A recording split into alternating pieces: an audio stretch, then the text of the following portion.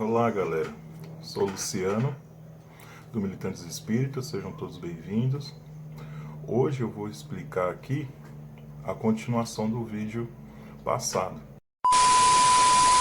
Lembra que foi citado sobre você orar com uma certa inteligência, assim como eles agem conosco.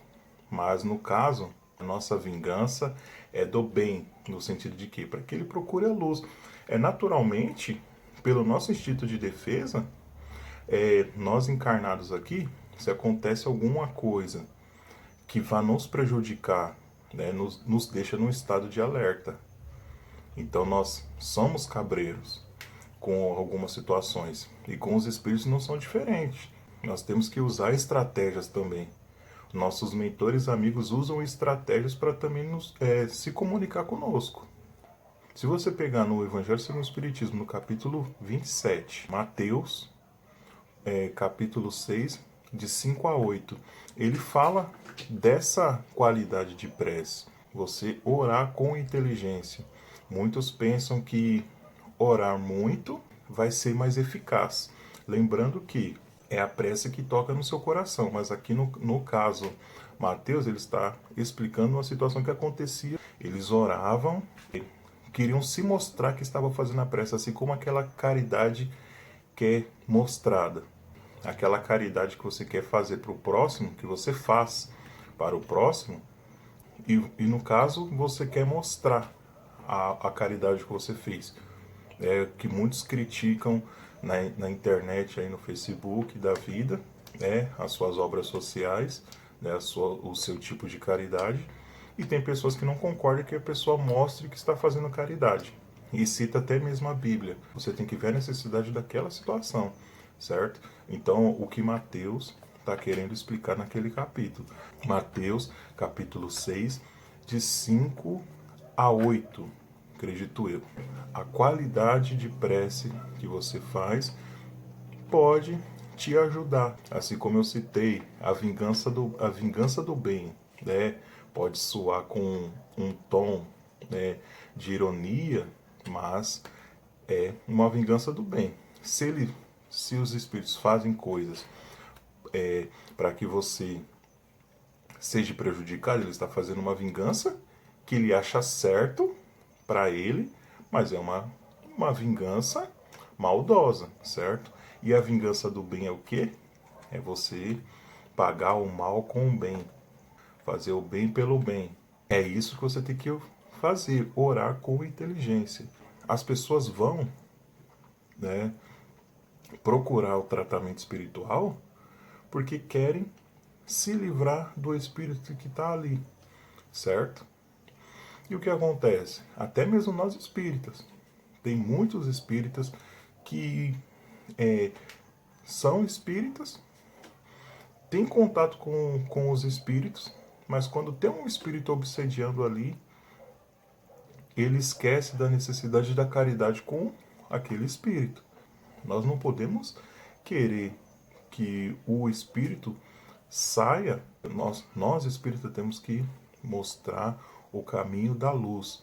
Eu não posso orar simplesmente pelo fato, esse espírito está me prejudicando e eu quero que ele saia do meu caminho. Não, é falta de caridade.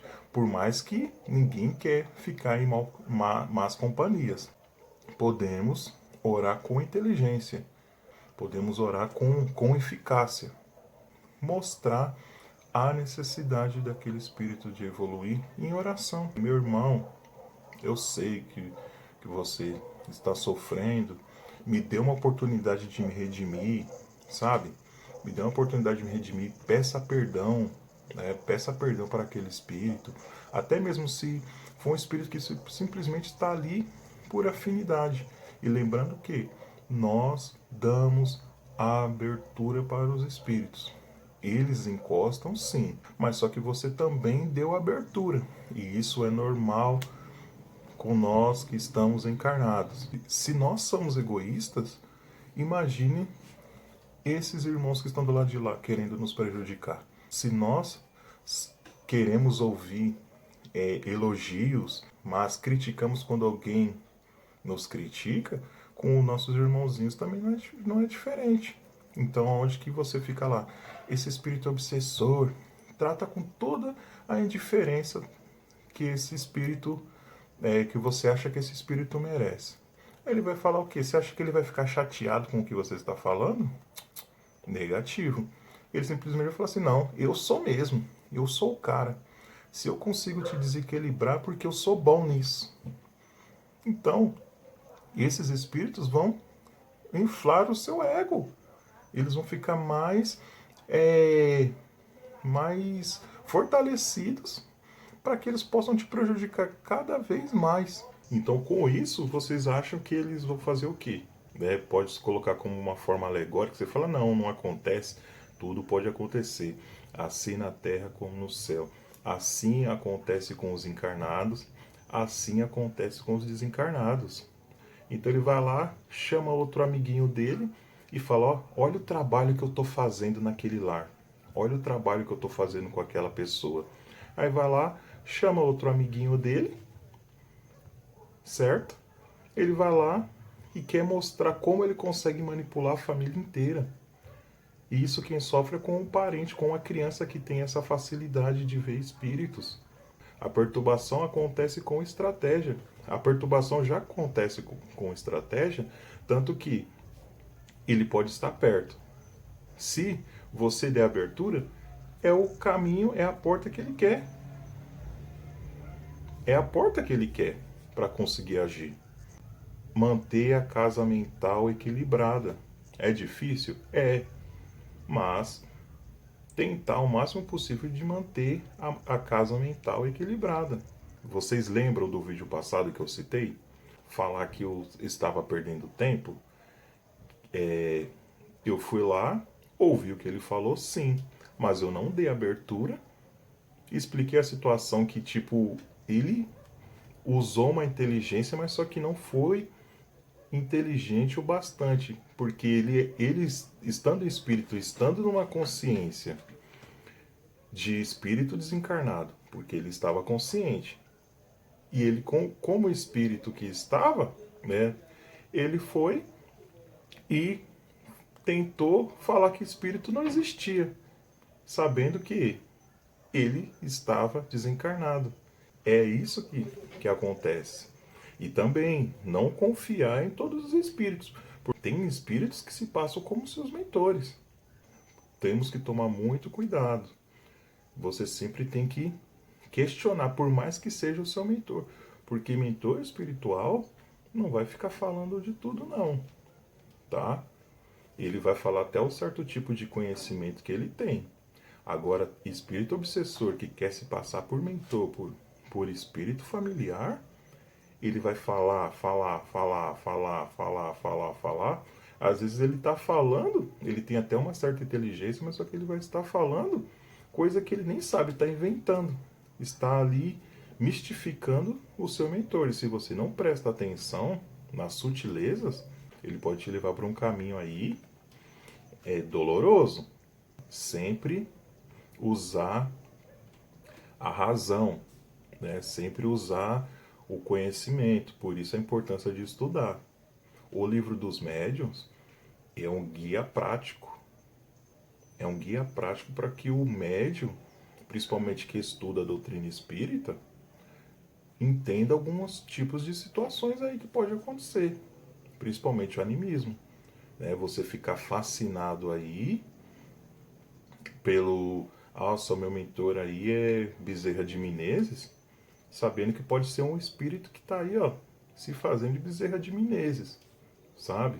E assim como todo qualquer espírito evoluído aí, né?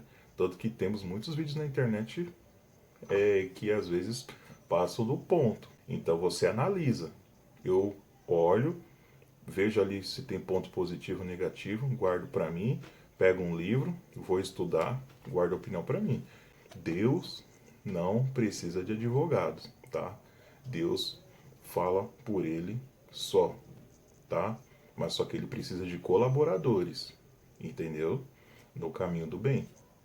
Deus precisa de colaboradores. Deus não precisa que ninguém fique aí querendo ser advogado dele. Se Deus para de trabalhar um segundo, tudo se desfaz na Terra. Tá bom? No universo, em tudo. Então, Deus é advogado dele mesmo. E ele precisa de colaboradores para que ajude a espalhar a boa nova, tá? É isso que eu tenho que falar para vocês, tá bom, gente? Eu vou voltar porque eu tô tentando trazer partes para que a gente possa chegar até a questão da reforma íntima com os espíritos, tá? A famosa mediunidade com Jesus, tá bom? Fiquem todos com Deus, se cuidem, deixa um like aí, compartilha, comenta, deixa aí a sua pergunta que eu respondo em vídeo, tá bom? Um beijo, se cuidem e tenham um ótimo final de semana. Eu volto, tá? Fui!